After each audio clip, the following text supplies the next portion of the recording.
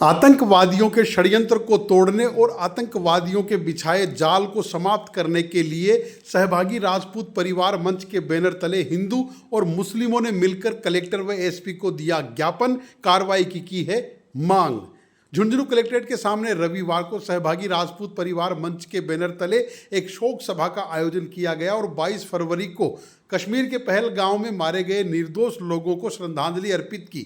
उसके बाद झुंझुनू कलेक्टर व एसपी को सहभागी राजपूत परिवार मंच के बैनर तले हिंदू और मुस्लिमों ने मिलकर एक ज्ञापन सौंपा और उन्होंने बताया कि आतंकवादियों को ये पता है कि भारत की कौन सी नस दबाएंगे तो भारत में दंगे फैलेंगे और सांप्रदायिक सौहार्द बिगड़ेगा, और इसी को अंजाम देने के लिए उन्होंने इस तरह की करतूत की है जो बहुत ही घिनौनी है।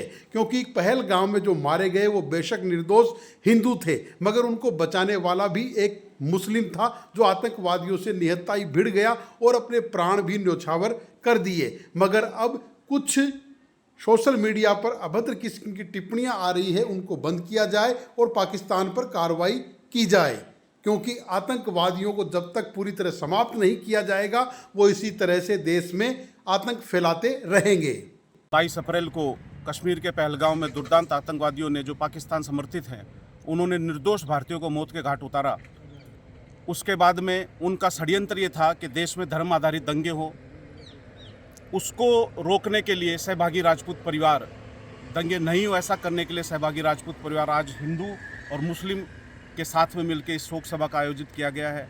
बहुत से सामाजिक और राजनीतिक संगठन अपनी राजनीतिक रोटियां सेकने के लिए धर्म विशेष के खिलाफ सोशल मीडिया पर, अखबारों पर, मीडिया भी बोलने लगी है। हम ये चाहते हैं कि वो जो मरे वो अवश्य हिंदू थे, पर उनको जो बचाने वाला था सैयद हुसैन, जो कश्मीर का एक युवक था जो वहाँ पर खच्चर चलाता है, उसने अपनी जान की परवाह नहीं करी और हथियारबंद आतंकियों के साथ में जो है ना उसने भिड़ गया और आतंकवादियों के खिलाफ उसने बहुत देर लड़ाई लड़ी। अंत में उसको अपनी शहादत देनी पड़ी। हमारा ये मानना है कि इस मुद्दे को हिंदू और मुस्लिम ना बनाया जाए। ये भारत देश की अस्मिता पे हमला है। भारत देश, संपूर्ण भारत देश, सभी धर्मों का मानने वाले, मुख्यतः हिंदू और मुस्लिम नागरिक, इसमें बहुत ज़्यादा रोष है और सब एकजुट है और हम चाहते हैं उन आतंकियों पे कठोर से कठोर कार्रवाई हो। न जाने कब से भारत के इस अंग पर इन दुर्दांत आतंकवादियों के हमले होते रहे हैं। हमारी जो मिली जुली सभ्यता है, संस्कृति है, भाईचारा है, उसको तोड़ने के लिए न जाने कितनी कोशिश की गई है और एक कोशिश उसमें अभी जो हुई है वो हमारे सामने है।